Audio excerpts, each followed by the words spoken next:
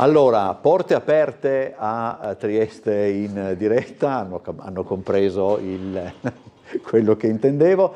Secondo ospite della giornata è con noi Enrico Sossi, vice rappresentante del Movimento 5 Stelle per Trieste. Grazie per essere tornato nei nostri studi. Per il gentile invito. Io direi continuiamo, abbiamo anche altri temi da affrontare, ma insomma noi abbiamo trattato in questa prima parte della nostra trasmissione con ospite la questione, tra le tante, anche la questione sicurezza, soprattutto per quanto riguarda i giovani, eccetera. E come dire, individuando anche un argomento sul quale il Movimento 5 Stelle ogni tanto torna, queste questioni che noi raccontiamo purtroppo con una cadenza particolare si inseriscono probabilmente in un discorso più ampio che riguarda il pianeta giovani a Trieste. Ho fatto così, poi mi rimproverano. Pianeta giovani che è abbastanza sfaccettato, perché se è vero che ci sono quel tipo di episodi, è vero che ci sono dei giovani invece che tutto sommato, come diceva anche Bordon prima, fanno attività come dire, di volontariato, sociale, di assistenza, eccetera, e ci sono anche dei giovani, e questo il Movimento 5 Stelle lo sottolinea molto spesso, sono costretti anche ad andare via dalla città. Quindi insomma, è un discorso abbastanza generale, però siccome c'è un'altra telefonata, io direi teniamolo un attimo in caldo ed eventualmente lo riprendiamo, okay. Ma sentiamo cosa ci propone chi è in linea. Buongiorno. Buongiorno. Pronto, buongiorno. Buongiorno, prego. Ecco, io ho telefonato prima quando c'era l'altro ospite, ma non sono riuscito ad avere la linea. Okay. Ecco, volevo dire questo: vedo che questi nostri politici, sia ad alto livello, vale a dire sia chi è in consiglio comunale, sia anche in circoscrizione, sono distanti dalla realtà. Non vivono intercalati nella realtà che c'è, perché fanno discorsi belli, pomposi, però non sentono il cuore. È inutile che vengano a dire la base di tutto è la famiglia che manca. Le spiego, non è inutile. Come può un genitore, suo figlio ti torna a casa alle 4 di mattina, ubriaco, drogato, vestito di nero, col cappuccio in testa, ma dove pensi che era? Dei frati di Montuzza? Ossia, è questo il discorso che secondo me bisogna capire. Allora a quel punto non va inutile accanirsi su questi poveretti, che sono dei poveretti perché non hanno un futuro, non hanno niente. Bisogna prendersela, far pagare i genitori. Comincia a mettere sotto i genitori, far pagare, non pagare coi soldi, i soldi non c'entra. Far pagare, si prende il genitore, si va a prenderlo sul posto di lavoro, lo si porta in questura e là gli si chiede per dove, per come. Dopo 5-6 volte che viene preso dal posto di lavoro e portato in questura per essere interrogato, papà torna a casa e indirizza il figlio. Ecco, e questo è il discorso, perché è pensante questo. E anche sulle forze dell'ordine, tanto decantate, a cui togliamo tanto di cappello, visto il numero di multe che riescono a fare per divieto di sosta, che la sosta abusiva a Trieste è uno dei grandi problemi. Siamo tutti terrorizzati dalla sosta abusiva, dai Maranza un poco meno, però dalla sosta abusiva sì. Ecco, per cui quello che personalmente penso io, ecco, anche le forze dell'ordine dovrebbero essere un pochino implicate in queste cose in maniera diversa, senza tanta scena ma con più realtà. Ci siamo messi là, adesso presidiano Piazza Libertà, ma era uno dei posti che andava presidiati subito. No, prima volevano recintarlo. Ma non si risolvono le cose facendo i recinti, anche se il nostro sindaco pensa di sì. Ve lo ricordate il barbone di Via Udine sotto l'Inps? Ecco, c'era là, non poteva stare. Cosa hanno fatto? Hanno recintato, hanno messo una bella rete che lui non vada là. E hanno risolto il problema, basta spostarlo il problema. Il silos, basta recintarlo. I problemi si risolvono, non si spostano. E invece questi pensano solo all'apparenza. Passi per Piazza Ponterosso, 3 camionette dei carabinieri. In Piazza Ponterosso ci sono le venderigole, persone molto pericolose. Ecco, e Piazza Libertà, adesso ci sono questi in Borghese, era ora. Però non è che hanno risolto il problema, perché non hanno risolto. Da Piazza Libertà si sposterà a un'altra piazza. Allora, non voglio essere pesante, voglio chiudere, però cerchiamo di essere vicini alle persone e capire quello che pensano, perché a Ring l'altro giorno, bellissima trasmissione, c'erano due rappresentanti della destra e due della sinistra. Quando hanno detto come andrà questo sondaggio su chiudere la piazza, quelli della destra vinciamo noi, è l'idea giusta, vinciamo noi. Poi il parere dei cittadini a telefonico è stato completamente l'opposto. Questo cosa vuol dire? Che sono distanti dalla realtà, non capiscono quello che vogliamo, non parlano con noi, loro fanno e praticamente impongono con un atto di arroganza le loro idee. Questo è stato per la Gabinovia, questo è per tutto, per la gestione del Porto Vecchio. Il popolo, la gente, quelli normali come me che non contano niente, non vengono neanche ascoltati. Si fa quello che vuole il capo e tutti dietro il capo a dire di sì, perché non gli hanno mai detto che ha sbagliato. Mi scusi lo sfogo, ma amo Trieste e sono implicato, grazie. È comprensibile, però siate sempre più, siate un po' più stretti. Prego. Sì, appunto, è comprensibile, non è il primo cittadino che decide chiaramente, è stufo rispetto a determinate questioni, non solo relativo alla sicurezza, mi pare evidente che ci fosse anche un discorso complessivo un po' in generale sull'amministrazione della nostra città e del nostro territorio. Io sono d'accordo col telespettatore quando ci dice che chiudere una piazza o chiudere in generale un luogo che presenta un problema non risolve appunto quel problema alla base. Sono anche d'accordo con questa affermazione. Chiudere Piazza Libertà non sarebbe e non sarà sicuramente una soluzione a questo problema, come può anche esserlo, appunto, è stata anche citata la questione del silos prima, che poi i migranti poi si sono spostati chiaramente dove, cioè se uno deve dormire, dove va, dove trovano. In loro, andrei in un posto dove so che non mi piove in testa, dove quantomeno riesco a dormire chiaramente, per poi il giorno dopo dover andare in questura a fare la fila. Chiaramente bisogna capire, l'amministrazione comunale assieme a quella regionale, chiaramente sulla base anche delle leggi che ci sono a livello nazionale, capire appunto come agire e prevenire determinati comportamenti. Rispetto alla questione specifica della sicurezza qui a Trieste e di Piazza Libertà, sappiamo tutti che Piazza Libertà è un caso che già da anni che alla cronaca rispetto a questi episodi più o meno frequenti. È un problema in realtà quello della sicurezza, secondo me, che bisogna visionarlo in una maniera complessiva, quindi non concentrandoci solamente su Piazza della Libertà.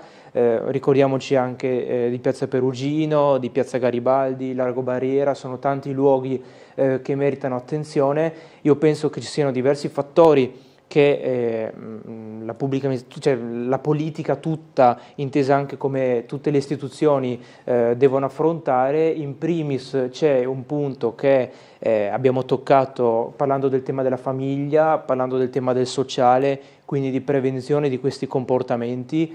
Sono in contatto con diverse cooperative socio-educative sul territorio che quindi si occupano di minori che in casa possono avere diversi tipi di problematiche o che presentano dei comportamenti, appunto possono commettere dei reati, dei crimini, degli illeciti, appunto italiani, e ci sono dei problemi oggettivi che dobbiamo anche affrontare a livello di servizio sociale comunale, chiaramente di concerto con la normativa vigente. Poi c'è il tema proprio della sicurezza vera e propria. Ma tutti noi chiaramente vorremmo che in ogni angolo della città in cui sappiamo che potrebbe esserci un effettivo pericolo o dei luoghi noti alla cronaca per essere oggetto chiaramente di questo tipo di avvenimenti, ci fosse una pattuglia della polizia o quantomeno dei vigili, qualcuno che possa vigilare su quella zona e tutelarci in caso che ci fosse un'aggressione o qualunque altro tipo di accadimento. C'è anche un problema generale rispetto alle forze dell'ordine. Le forze dell'ordine, come sappiamo, a livello nazionale, perché infatti questi casi qui dei Maranza, delle baby gang, come vogliamo chiamarle, anche a seconda appunto di come le si vuole chiamare, sono dei casi anche di questa microcriminalità che non riguardano solamente Trieste, riguardano tutta Italia. Sono famosi casi di Milano, Roma, Napoli, ma chiaramente tutte le grandi città iniziano ad avere questo tipo di problemi.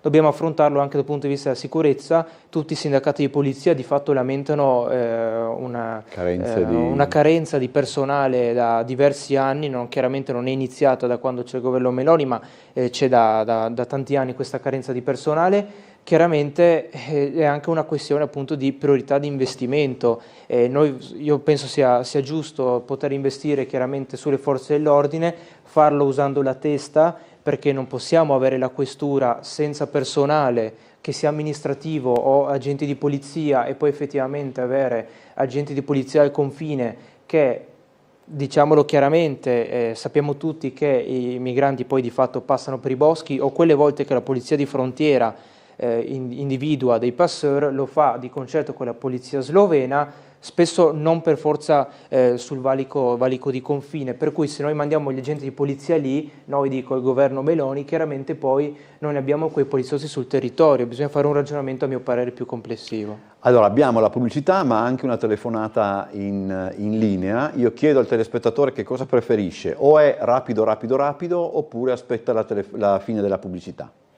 Posso aspettare, grazie. Ok, allora ci sentiamo dopo la pubblicità. Ok, bisogna sempre anche domandare se...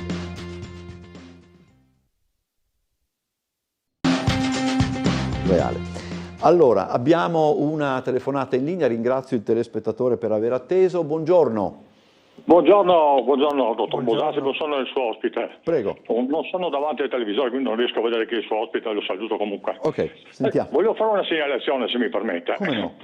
Io abito in una laterale di via Morelli, che sono tutto stradine a fondo cieco. Ok. No?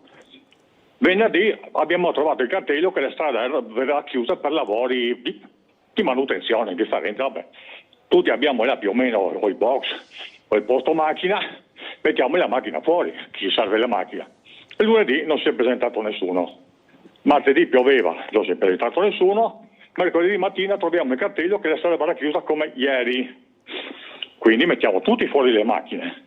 Ieri non si è presentato nessuno, stamattina alle 8:30 sono uscito di casa, non c'era nessuno.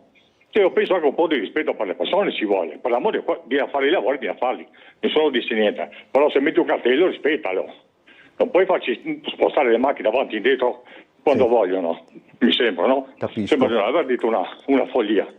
Capisco. E mi permetta di dire una cosa al suo ospite, ho sentito l'ultimo intervento, tanto che attendevo. Qui si parla tanto di aumentare le forze di polizia, tutte queste robe qua per via dei migranti, no? Ma non sarebbe più facile mandare via quelli che delinquono? Dopo che se le forze di polizia servono, beh, per l'amore di Dio, indubbiamente. Io ho 70 anni, voglio solo fare questo esempio quando tolgo il disturbo. Ho lavorato in feriale. C'era una persona, un ragazzo della Costa d'Avorio, ho lavorato con persone di tutte le nazionalità, ma questo ragazzo della Costa d'Avorio, nelle pause che avevamo, lui studiava, si è lavorato farmacista. Ha trovato lavoro, sono stati tanti anni. In queste persone io metto il tappeto rosso, perché vengono qua? Perché vogliono lavorare, vogliono fare. Quelli che delinquono devono essere cacciati a calci nel sedere. Questo non riesco a capire. Aumentate le forze di polizia, cosa servono? Se non li fanno niente. Cioè chi viene qua deve essere ben accetto, per l'amore di Dio, non deve delinquere. Cioè siamo sempre là, cioè aumenta le polizie, dopo cosa fai? Che cos'è di solito? Aumenta la criminalità, cioè, facciamo uno stato di polizia? No, cioè, mi sembra che mandare via chi delinque sia la cosa più semplice. Va bene? Okay. Tante grazie e buona giornata a tutti. Grazie. Allora due riflessioni. La prima, questa è abbastanza sentita, devo dire la verità, perché ci sono oggettivamente degli annunci di lavori che soprattutto poi le persone che hanno un senso, una responsabilità civica, come dire, rispettano, e poi dopo dei lavori non vedi traccia, ed è forse... Sì, anche perché i cantieri in città sono numerosi e frequenti, motivo per cui basta fare due passi per vedere appunto un cantiere che spunta, un cantiere che se ne va. Il problema è anche appunto che vengono spesso messi avvisi, divieti di sosta e quindi appunto in vista dei cantieri che poi andranno a essere installati, che poi appunto non vengono effettivamente rispettati per qualsiasi ragione, chiaramente poi dopo può essere un disagio recato ai cittadini. Io penso che l'unica cosa che eventualmente uno possa fare a livello di amministrazione comunale è che eventualmente in caso magari di opere pubbliche o sulla viabilità possa eventualmente dire alle ditte che poi ricevono l'appalto e quantomeno di poter rispettare il cronoprogramma che loro stessi propongono. Dopodiché io penso appunto che va anche nella responsabilità della singola ditta che a un certo punto deve fare il lavoro e chiaramente poi è un disagio per tutti. Rispetto invece alla questione relativa a sicurezza migranti, penso che possiamo essere tutti d'accordo che non vogliamo avere persone, ma che siano italiani o stranieri che delinquono, chiaramente nel nostro paese purtroppo ci sono. Io chiaramente sono d'accordo, non voglio che la gente che viene nel nostro paese poi effettivamente delinqua. Nel caso in cui lo faccia, penso sia giusto appunto, se poi viene pure riscontrato che la sua permanenza nel nostro territorio non è pure regolare, che sia rimandata nel paese d'origine. C'è un grosso problema relativo a quello dei centri per il rimpatrio, dei CPR, che è anche, e soprattutto in generale ai rimpatri, che è anche legato al fatto che tanti paesi, soprattutto africani ma anche orientali, da cui effettivamente hanno origine tante persone che devono per qualsiasi ragione appunto essere rimpatriate, effettivamente non accettano questi rimpatri. Ce l'aveva spiegato a suo tempo il prefetto di Gorizia quando siamo andati in visita al CPR di Gradisca, ed effettivamente è un problema, perché se l'Italia non riesce a rimandare indietro determinate persone perché il paese di origine di quelle persone non collabora, quello è un grosso problema. Rispetto alle forze dell'ordine non possiamo dire mandiamo via queste persone, cioè come mandiamo via queste persone? Deve esserci qualcuno che fa il lavoro di andare a prendere queste persone che delinquono, quantomeno fermarle, arrestarle e poi effettivamente predisporle per appunto il rimpatrio, e queste persone qui sono le forze dell'ordine. Io mi rendo conto che ci sia anche un impianto normativo che effettivamente la normativa vigente non agevola il lavoro delle forze dell'ordine, però la questione è anche proprio quella dei numeri, ma non è che lo dico io in quanto cittadino o appartenente al Movimento 5 Stelle o quel che sia, lo dico perché abbiamo parlato con i sindacati di polizia e ce ne sono diversi, e tutti quanti, che sia quello più tendenzialmente magari vicino alle forze di governo o quello più tendenzialmente vicino alle forze di opposizione, o che in generale è una critica maggiormente al governo, tutti quanti lamentano una carenza di organico.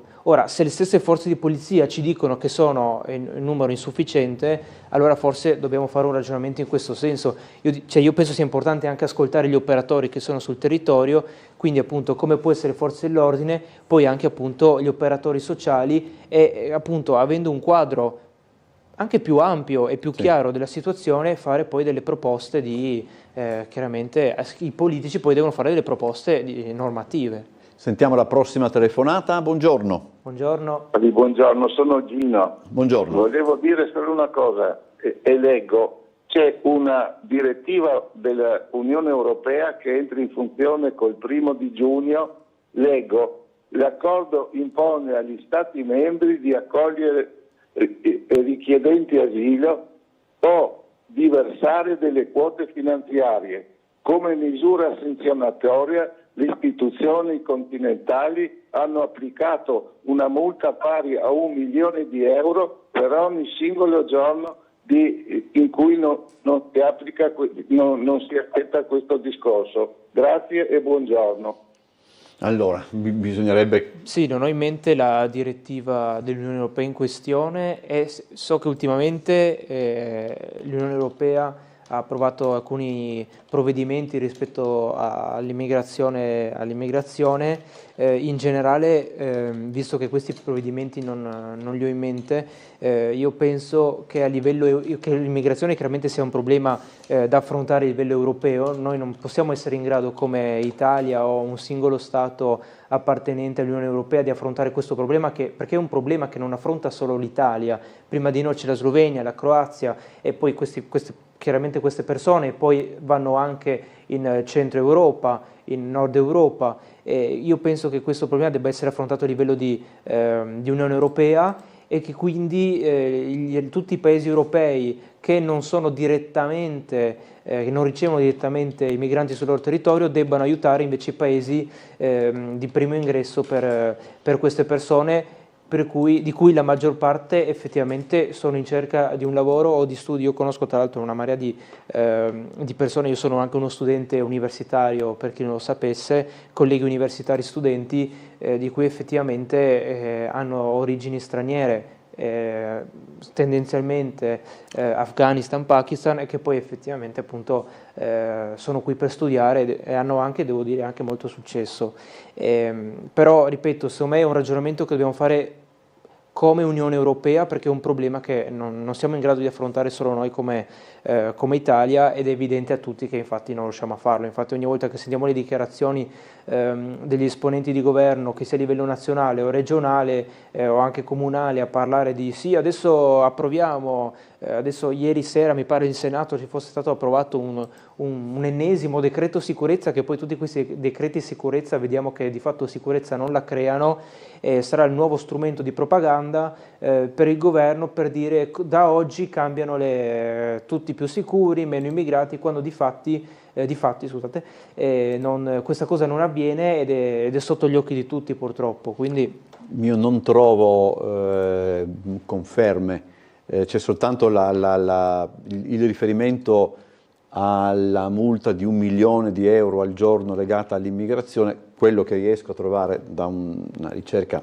anche superficiale riguarda una specifica condanna della Corte di Giustizia europea nei confronti dell'Ungheria, emessa nel giugno 24 e tuttora in vigore a causa del mancato rispetto delle norme europee sul diritto d'asilo e sui rimpatri in Ungheria. Però insomma non riesco a trovare altro. Trovo invece che ci aspetta la pubblicità e quindi poi torniamo. Vado solo.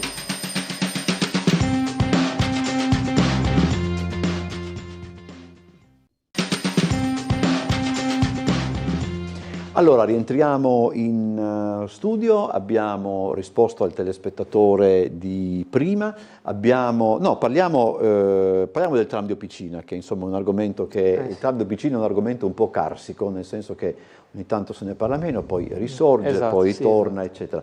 2 giorni fa, quando era? 2 giorni fa, mercoledì se non mi sbaglio. Esattamente. Il Movimento 5 Stelle ha dato vita ad una conferenza stampa per presentare una serie di iniziative che riguardano appunto la situazione del tram.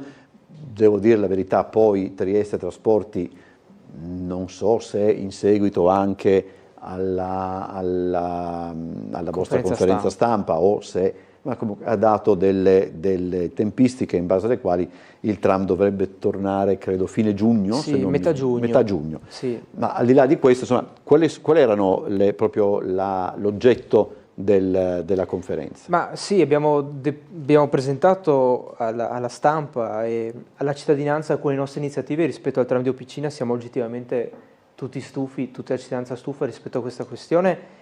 E lo dico anche da residente Opicina, quindi è andato alle medie alla Corsi, quindi di fronte alla fermata dove il tram poi molla il carrello alle fine di via Commerciale, fino in prima media, quindi il primo anno delle medie alla Corsi sono andato in tram, arriva il 2016, incidente, finita lì. E poi quando è partito il 1° febbraio 2025 ero tra i tanti, assieme anche a lei, se ricordo bene, alle 4 di mattina in fermata in piazza Dalmazia a poter salire sul tram per la prima volta dopo 8 anni praticamente. Abbiamo deciso di presentare una petizione popolare per chiedere in sostanza, adesso ve lo leggo in breve, il ripristino completo e definitivo del servizio del tram di Opicina nel più breve tempo possibile, il completamento dei lavori della fermata di via Commerciale, cioè quella di Piazza Casali per capirci, affinché sia pienamente operativa e accessibile, il ripristino del capolinea in Piazza Oberdan come punto di arrivo e partenza naturale e funzionale della linea, e che siano garantite sicurezza, affidabilità e continuità del servizio, programmando ulteriori interventi in coerenza col più rapido ripristino della linea, ma soprattutto, questo lo voglio sottolineare, fornendo informazioni trasparenti e puntuali alla cittadinanza. Assieme a questa petizione, che poi noi andremo a raccogliere le firme questo fine settimana, tempo permettendo, sabato in Piazza Oberdan dalle 10 alle 12 e domenica dalle 10 alle 12 presso l'obelisco, il parcheggio dell'obelisco, abbiamo però deciso di accompagnare chiaramente anche delle iniziative a livello di Consiglio Comunale istituzionali. Come sapete siamo presenti in Consiglio Comunale con la nostra consigliera Alessandra Richetti, che ha deciso di presentare una richiesta di accesso atti, quindi per poter avere accesso al cronoprogramma dettagliato, a tutte le documentazioni relative ai lavori e ai cantieri del tram di Opicina, alla sperimentazione del tram turistico, il cosiddetto Trieste Tram Tour, tutte le prescrizioni formulate dall'ANSFISA, che è l'ente nazionale che si occupa di fare le revisioni di questi impianti tranviari, e anche una richiesta di convocazione di commissioni consigliari congiunte in Consiglio Comunale con gli assessori competenti, gli uffici competenti del Comune di Trieste, Trieste Trasporti e tutti i soggetti gestori interessati, proprio per fare chiarezza su cosa sta succedendo effettivamente sulla linea. Ma non lo dico perché sotto la questione del tram di Opicina ci sia chissà quale questione sospetta, ma semplicemente è una questione di trasparenza. Non si è saputo nulla del tram di Opicina, se non per vie traverse, leggendo anche sul quotidiano Il Piccolo, che aveva già anche anticipato questa possibile ripartenza del tram verso metà giugno.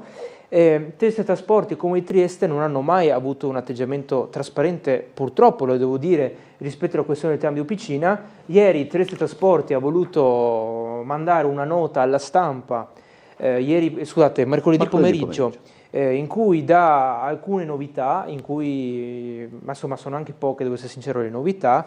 Chiaramente l'hanno mandato la nota stampa poche ore dopo la nostra conferenza stampa.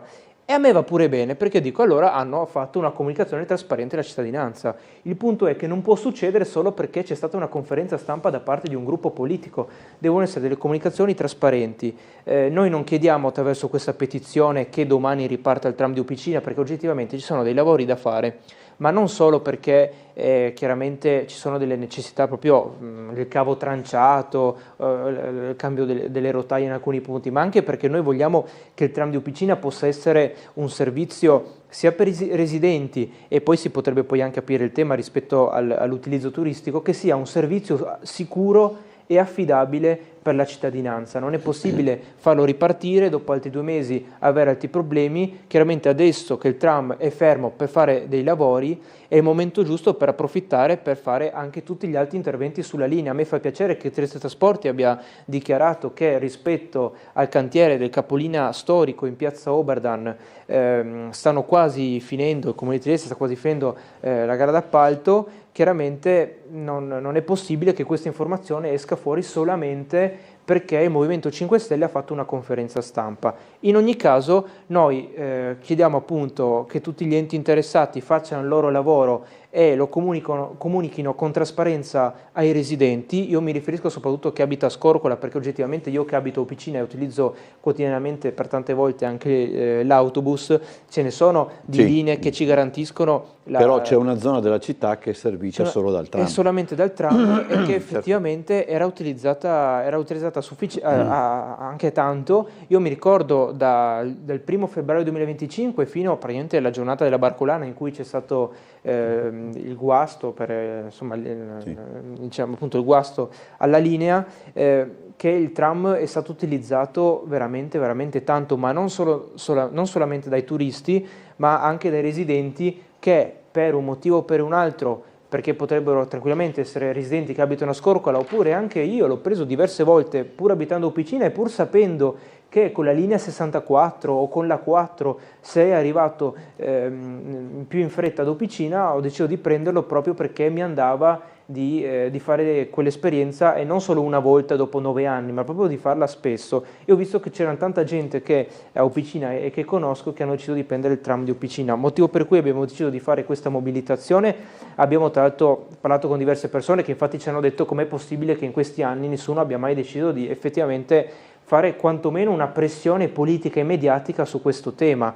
Come vi dicevo, avvieremo la raccolta firme questo fine settimana in piazza Oberdan di sabato dalle 10 alle 12 e poi dalle 10 alle 12 presso l'obelisco di Opicina di domenica, tempo permettendo chiaramente, e speriamo che questa petizione possa avere successo e che a seguito di queste iniziative che io spero abbiano seguito anche in Consiglio Comunale, ci possa essere una maggiore trasparenza nei confronti della cittadinanza, residente e non, rispetto alla questione del tram di Opicina. Abbiamo la telefonata che è in linea, buongiorno. Buongiorno.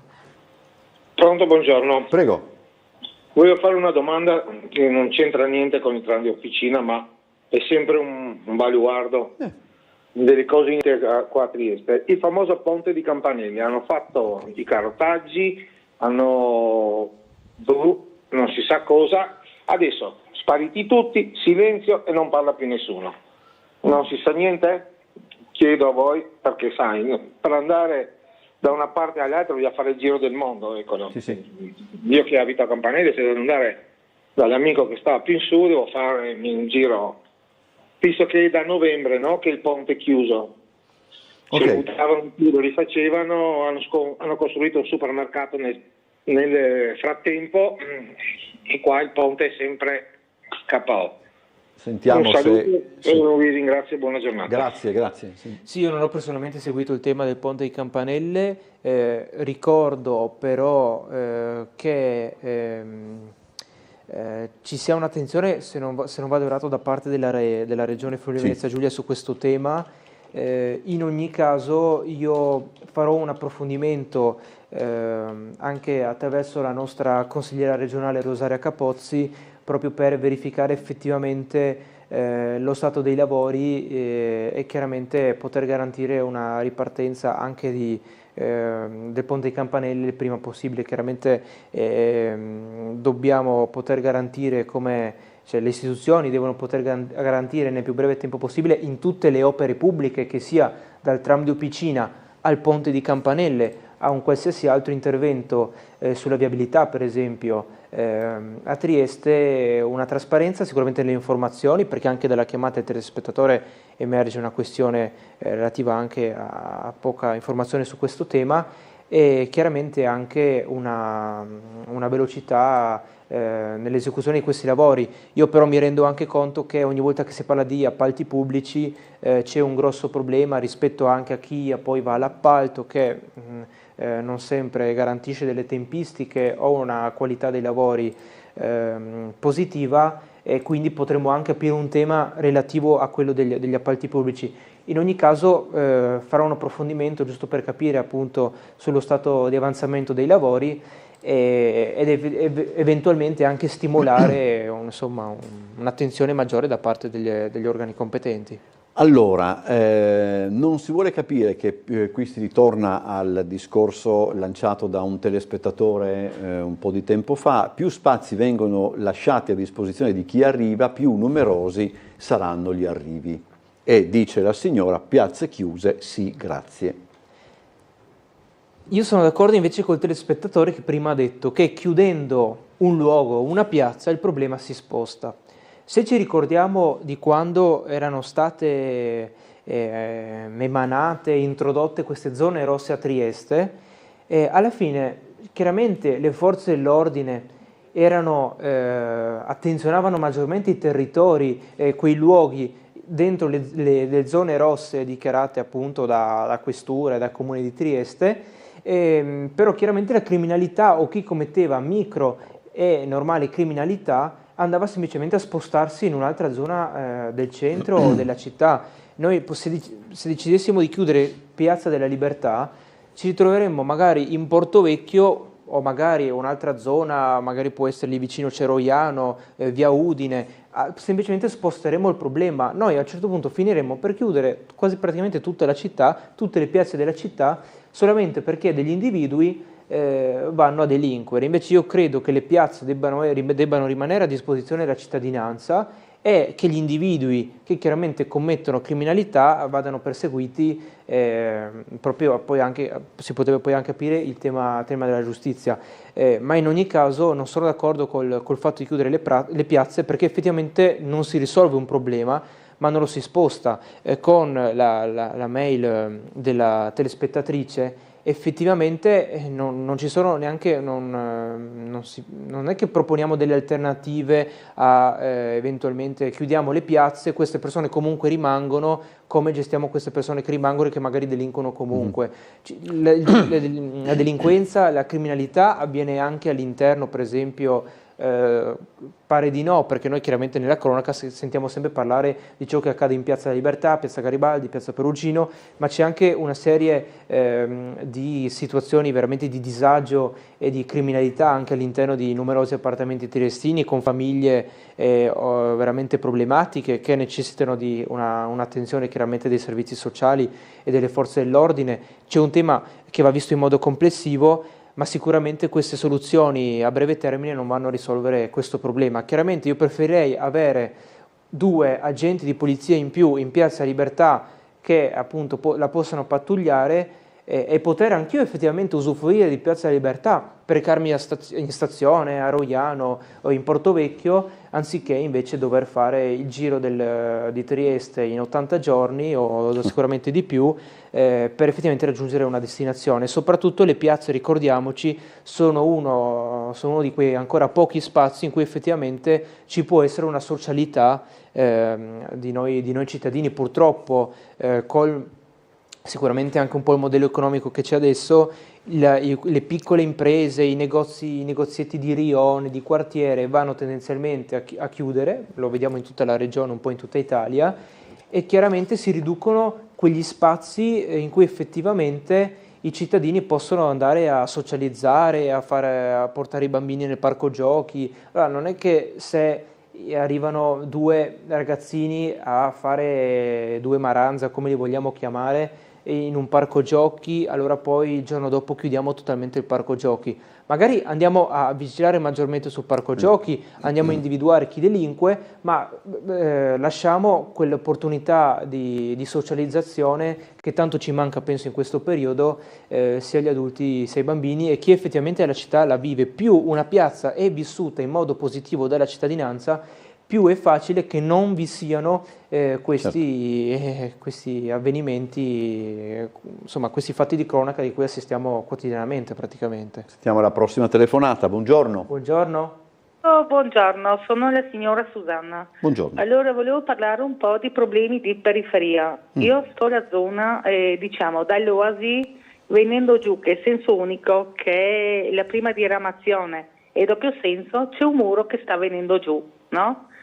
E da parecchio, ho chiamato già 2 volte e il risultato, da 2 transenne hanno messo 4 transenne, però si vede che il problema si sta peggiorando perché si è formato un buco.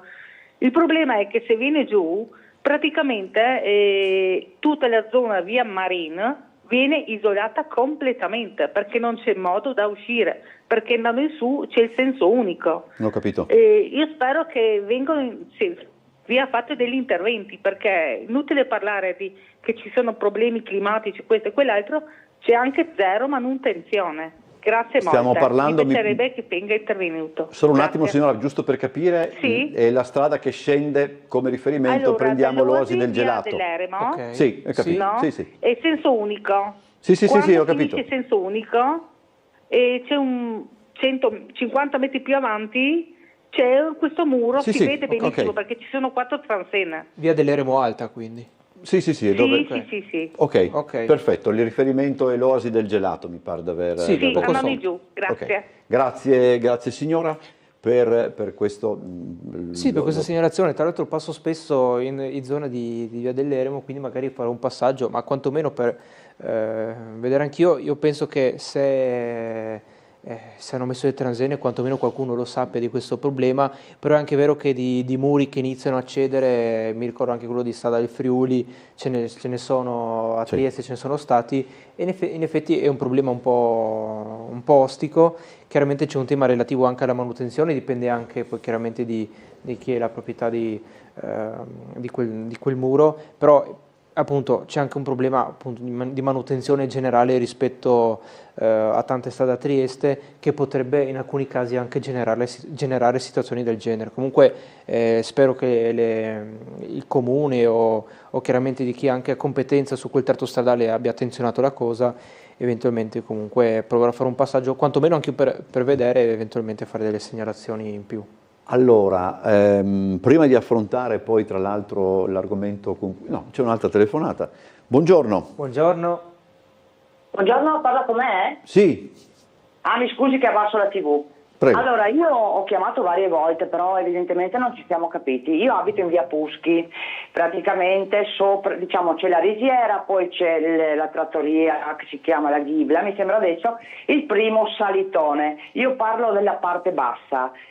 Siccome la strada è stretta e bisogna io devo scendere da casa praticamente, e c'è sempre più macchine in curva, cioè nel senso io scendo e praticamente mi trovo le macchine dove naturalmente non si può parcheggiare, perché se c'è lo stop io penso che nei segnali non si può parcheggiare, macchina tra l'altro di una scuola guida. Adesso io capisco i residenti che si mettono un po' dappertutto perché magari hanno 2 macchine, ma questa fila di macchine che io mi trovo nella parte bassa quando devo scendere e uno deve salire, a parte che non c'è visibilità, abbiamo uno specchietto ma non si vede niente, è possibile che questa macchina sia lasciata là in curva e nessuno passa mai a dare una multa? Cioè, ho chiamato varie volte ma non serve a nulla, le macchine continuano a mettersi là, io scendo, uno vuole salire, va a finire che un giorno o l'altro faremo un brutto incidente, perché, le ripeto, non c'è visibilità e non si può mettere la macchina in curva, cioè è assolutamente assurdo secondo me.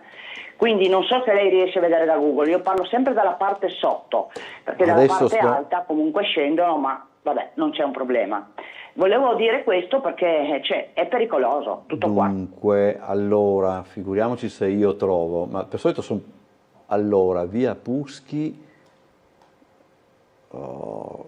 sì, mi pare di aver capito dov'è, però qua non la trovo. Aspetti un attimo che provo nuovamente. Qui c'è Stabile che è bravissimo per queste cose, io purtroppo, allora, okay. Dunque, ecco, questa è la via. Sì. Forse allora, la signora c'è ancora? No, giustamente non c'è più, no. Però insomma... Diceva la parte bassa. La parte bassa, quindi probabilmente quindi sarà questa. Sì, perché mi sembra un senso unico. Sì. Quindi probabilmente la signora si riferisce queste a questo probabilmente, ci sono delle auto... in effetti non è il Ah no, vedo che non mi sembra a senso unico, quindi è a doppio senso. Forse la parte più alta allora. Comunque però, questa è la via, ecco, insomma. Sì, forse si riferiva magari anche a quelle vicino allo stop sulla parte bassa appunto di via Puschi, ma comunque penso sia una delle tante vie Trieste che ha doppio senso pur essendo abbastanza stretta, sì. E che quindi ogni tipo di ostacolo come possono essere quelle auto posteggiate può recare chiaramente un problema. Penso di sì. Allora, sì. Insomma, questa è la zona, ecco, insomma, sì. Chiedo scusa se non sono stato più veloce, abbiamo ancora una telefonata che è l'ultima per... Ah no, non c'è, quindi allora la questione via Puschi diamola per chiusa. Io prima di avviarmi alla conclusione e salutare Enrico Sossi del Movimento 5 Stelle, vi do, se no poi me lo dimentico, gli ospiti della puntata di oggi di Ring. Parte come sempre attorno alle 21:10, ci saranno Michele Babuder di Forza Italia, Giovanni Barbo del PD, Riccardo La Terza di Adesso Trieste e Stefano Bernobic della Lega per quanto riguarda il dibattito su Trieste. Poi focus su 25 aprile, festa oltre la celebrazione, con Massimo Marega della CGIL, Adriano Sinkovic, presidente dell'Istituto Saranz, Massimiliano Lacota dell'Unione degli Istriani e Felice Sorrentino di UGL Trieste. Il sondaggio, poi dopo vi daremo anche tutte le caratteristiche per votare, eccetera. Trieste Centro, abbassare il limite a 30 all'ora. Allora abbiamo tempo, giusto per chiudere, diciamo così, la riflessione per quanto riguarda i giovani all'interno di un contesto più generale che vede anche dei giovani andare via da Trieste, e desumo che questo sarà anche uno dei temi della campagna elettorale, sì, probabilmente. Tra l'altro mi ricordo, era il 9 agosto del 2023, che era il giorno del mio compleanno, avevo compiuto 20 anni, e quella mattina, prima di scendere in città da Officina, accendo il televisore, Tele 4, e c'era il sindaco di piazza, ospite qua a Sveglia Trieste, con Ferdinando Avarino. E decisi di mandare una mail dicendo: ma oggi compio 20 anni, e poi la domanda al sindaco: che fine ha fatto la consulta dei giovani di Trieste? E lui poi rispose che doveva ancora andare in ferie, che quindi poi ne penserà qualcun altro alla consulta dei giovani di Trieste, che diciamo la sua amministrazione poi aveva anche creato e poi provato a portare avanti, ma poi senza successo. Io torno su questo tema della consulta dei giovani di Trieste perché era un organo chiaramente consultivo che racchiudeva tutti i giovani, mi pare dai 16, forse mi pare addirittura fino ai 34 anni, residenti o non, perché potevano anche essere presenti giovani che magari studiano a Trieste ma che hanno ufficialmente la residenza in un altro comune italiano, ma che effettivamente vivono la città di Trieste. Aveva diverse commissioni come enti, cultura, in generale, quindi era una modalità per i giovani che non per forza hanno dei ruoli di rappresentanza, per esempio all'interno dell'università o delle scuole superiori, di effettivamente fare delle proposte al Comune di Trieste. Questa consulta non è più attiva da diversi anni, io poi ho provato anche a contattare il Comune, anche ho incontrato una volta per caso sotto il Comune anche l'assessore De Blasio, che effettivamente mi aveva detto di contattare la sua segreteria. Questo qua era già proprio nel 2023, dopodiché la sua segreteria poi non mi ha mai più risposto, ma vabbè. Gli uffici del Comune di Trieste mi avevano detto che stavano lavorando per far ripartire la consulta dei giovani di Trieste, cosa che poi, qualsiasi sia il motivo, non è avvenuta. Mi dispiace questa cosa perché effettivamente ce ne sono, come prima si parlava di un po' di dividere in categorie di giovani. Ci sono dei giovani che si interessano della città di Trieste, ci sono dei giovani che vorrebbero rimanere a Trieste ma non possono, ci sono dei giovani che scelgono di rimanere a Trieste anche per studio, per lavoro, e io penso sia importante poter garantire a tutti i giovani che vivono la città di Trieste l'opportunità di confrontarsi su questi temi e anche a livello istituzionale con il Comune di Trieste. Chiaramente la consulta dei giovani era presieduta ufficialmente dal sindaco, era un'impostazione sbagliata perché io non posso capire come il sindaco, da tutti gli impegni che ha, possa effettivamente gestire anche la consulta dei giovani di Trieste.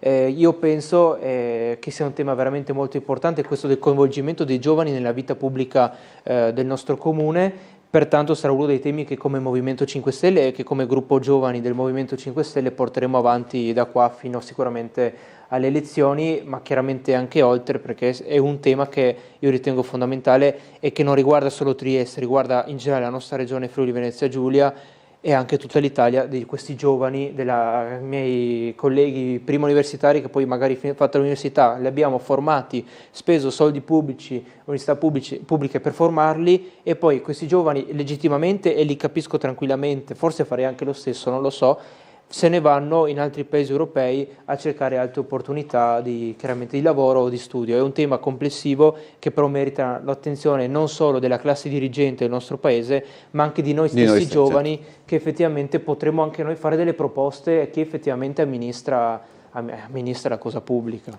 Grazie ad Enrico Sossi del Movimento 5 Stelle per essere stato con noi, buon lavoro. Grazie. Vi ricordo appunto oggi Ringa alle 21:10 circa, Trieste in diretta alle 17:55, il Pre-TG alle 13, il telegiornale meridiano alle 13:20, il telegiornale della sera alle 19:30. Ho detto tutto, ci vediamo più tardi, buona giornata. Buona giornata.